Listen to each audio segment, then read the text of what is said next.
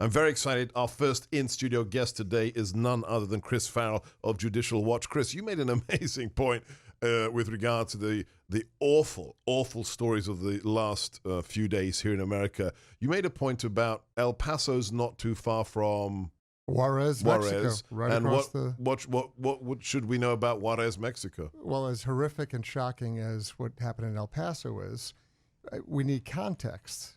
I mean, it's a horrific event, but right across the river in Juarez, since January, there have been 889 homicides. Since January? Since January. And so while we should absolutely be horrified and do everything we can with respect to our own security and safety in this country, I find it a little disconsolate to have legitimate concern here, and you don't hear a peep about the 889 murders. If it's about children, if it's about humans, surely it would be racist not to say that, well, those human beings are as important as Americans. Somehow but they're not. That disconnects, doesn't it? Weird, isn't it? Yeah, very curious. Right? Well, you've done a lot of great work down on the border with Judicial Watch, and you've seen that this is a country on the edge of collapse, isn't it? I mean, that area. It's a failed narco state. Let's not.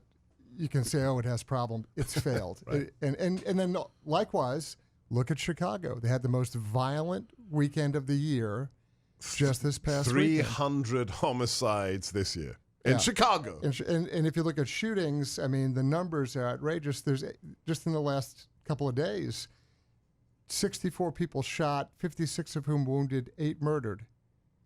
That's just Chicago. So this is just selective virtue signaling, what we're seeing. Yeah, I mean, you can't discount the violence and the death. I mean, that. No, but you've got to be consistent. But exactly, the context is king. Right. What does it mean? There's snapshot, anecdotal situations, horrific as they are. What's the larger picture? What are we talking about? And when you isolate it and take it out of context, and then attempt to hang it around the neck of the president, it's outrageously dishonest. And also counterproductive and doesn't change anything. Correct. I invited you here to talk about the main mission of Judicial Watches, which is to fight government corruption. You said context is king. I completely agree. For those who are just lost in all the stories, all the characters of the last 3 years, all the code names, Operation Crossfire Hurricane, in just a few minutes, can you summarize for us what is the big picture here? What happened at the end of the election in 2016 and afterwards that Americans need to see crystal clear? Well, it's actually even leading up to the election. Yes. So a handful of persons in the Department of Justice and the FBI engaged in a seditious conspiracy to undermine and infiltrate the campaign of Donald Trump and then carry that forward to both destabilize the transition and then actively undermine the Trump administration in the early days. And they did so using a counterintelligence investigation as the vehicle, as the device. Not a criminal one, a counterintelligence one. Well, that's a thing I'll argue with people over. Counterintelligence investigations are criminal investigations. It's 18 U.S.C. It's a criminal code that all the espionage acts are under. But what they do is they leveraged a foreign counterintelligence event, and that would be the whole Mifsud, Steph Halper, right. Papadopoulos, Carter Page, blah, blah. And the FBI deliberately manufactured that event in the UK, which is the friendliest overseas operating environment for the FBI. And they set that in motion in the UK so that they could then import back into the US a foreign counterintelligence event or situation. And that then lets them run wild. Because it's harder to set that up here. Well, right? In fact, there's a prohibition on setting it up here. There's something, this is way down to the weeds, but there's an Executive Order 12333, Section 209, which talks about there's a prohibition on undisclosed participation in U.S. organizations in the United States.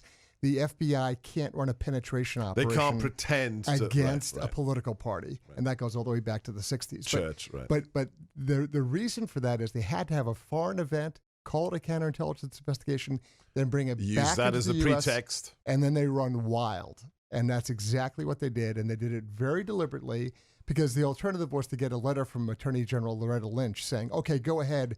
penetrate the Trump campaign. Yeah. And there's no way There's no way. they didn't want a piece of paper like that floating around. How does Robert Mueller and the last 2.5 years fit into that, Chris Farrell? Well, I think the question is, how does Weissman fit into it? I think Sorry, Mueller, how does the guy who ran the Mueller investigation, Weissman, fit right, into this? and so Mueller is the figurehead. He's this sort of eminence grise who's trotted out as He's being the cover. correct, Right. but it's Weissman and a collection of folks. Buddies of Hillary. Correct. And they're all the operatives who are trying to advance a story. And what's really pathetic is you have a guy who's falsely accused named Donald Trump. He's fed up and aggravated by being lied about. As any normal American would be. Yeah, it's a great word, calumny. It's an old word, but Yes. it's a good word. Hard to pronounce, but important. False swearing to destroy someone's reputation.